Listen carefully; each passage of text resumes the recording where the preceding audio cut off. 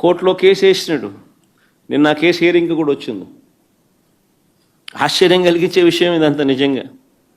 చెవిరెడ్డి భాస్కర్ రెడ్డి పేరు సంవత్సరంగా ఎప్పుడు చూస్తూ ఉన్నాం. ఏ రోజు కూడా కనీసం ఎప్పుడు దీంట్లోకి ఎప్పుడు ఎవరు ప్రస్తావించిన కూడా లేదు. గతంలో కూడా ఎప్పుడు సడన్గా భాస్కర్ పేరు తీసుకొచ్చారు.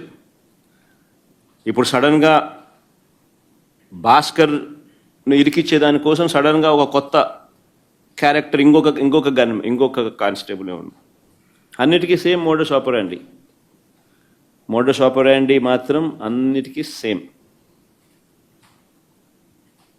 చిన్న చిన్న వ్యక్తులను కొట్టడం, భయపెట్టడం, ప్రలోభాలు పెట్టడం, వాళ్ళతో స్టేట్మెంట్ తీసుకోవడం, స్టేట్మెంట్ తీసుకుని వీళ్ళని అరెస్ట్ చేసే కార్యక్రమం చేయడం.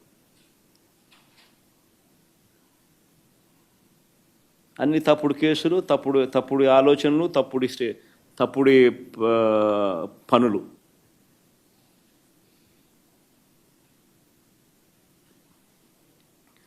చివరికి అన్నిటికన్నా నిజంగా బాధ కలిగించే విషయం, ఆశ్చర్యం కలిగించే విషయం, 70 ఏళ్ళ ముసలైన కొమ్మినేని శ్రీనివాస్,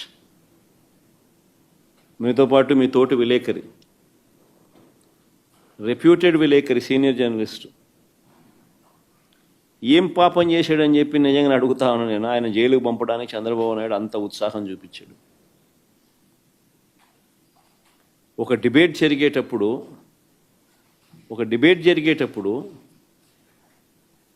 సహజంగానే కొంచెం అనుకూలంగా కొంతమంది మాట్లాడుతూ ఉంటారు, వ్యతిరేకంగా కొంతమంది మాట్లాడుతూ ఉంటారు. ఆ ప్యానలిస్ట్ మాట్లాడే మాటలకు యాంకర్కి ఏం సంబంధం? ఇది మినిమం లాజికల్ రీజనింగ్. అలాంటిది ఆయన తీసుకొచ్చినాడు, జైల్లో వేసినాడు. కోర్స్ ఆయన మీద చంద్రబాబు నాయుడు కోపం ఎక్కువే అనుకో. ఇంతకుముందు ఆయన ఉద్యోగం కూడా ఊడగొట్టే దాంట్లో కూడా చంద్రబాబు నాయుడు పాత్ర చాలా క్రియాశీలక పాత్ర పోషించినాడు.